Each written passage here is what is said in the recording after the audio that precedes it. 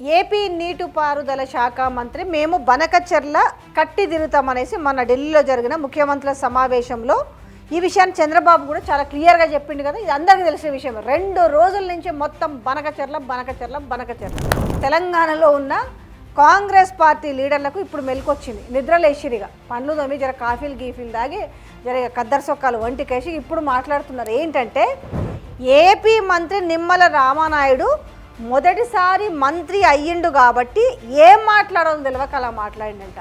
ఆయన ఏం మాట్లాడాలో తెలియక అలా మాట్లాడిండని వీళ్ళకి తెలిసి మాట్లాడిరా తెలియక మాట్లాడిండ్రా అనేది కూడా ఒక ముచ్చట కదా. ఇంకా నవ్వుకోక ఏం చేస్తారు చెప్పురు జనాలు. అంత స్పష్టమైన క్లారిటీతో ఉండి మాట్లాడితే ఆయన ఇవాళ కూడా మాట్లాడిండు కదా. గోదావరి మిగులు జలాలను మేము తీసుకుపోతాం, బనకచెర్ల ప్రాజెక్టు గట్టి తీర్థం, కేంద్రం నుంచి నిధులు తెచ్చుకుంటాం, ఏం జరుగుతుందో అని క్లియర్గా చెప్పిండు కదా. మళ్ళీ ఇంకా మొదటిసారి మంత్రి అయింది కాబట్టి మనం మొదటిసారి ముఖ్యమంత్రి అయింది కదా రేవంత్ రెడ్డికి ఏం తెలిసి మాట్లాడిండు. ఈ కామెంట్స్ ఎవరో కాదు, జగ్గారెడ్డివి.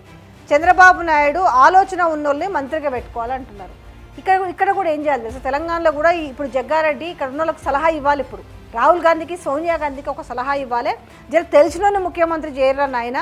ఎందుకంటే ఇప్పుడు మీరు నిమ్మల రామానాయుడు గురించి మాట్లాడారు కదా, సేమ్ ఇదే ముఖ్యమంత్రికి కూడా వర్తిస్తుంది కదా.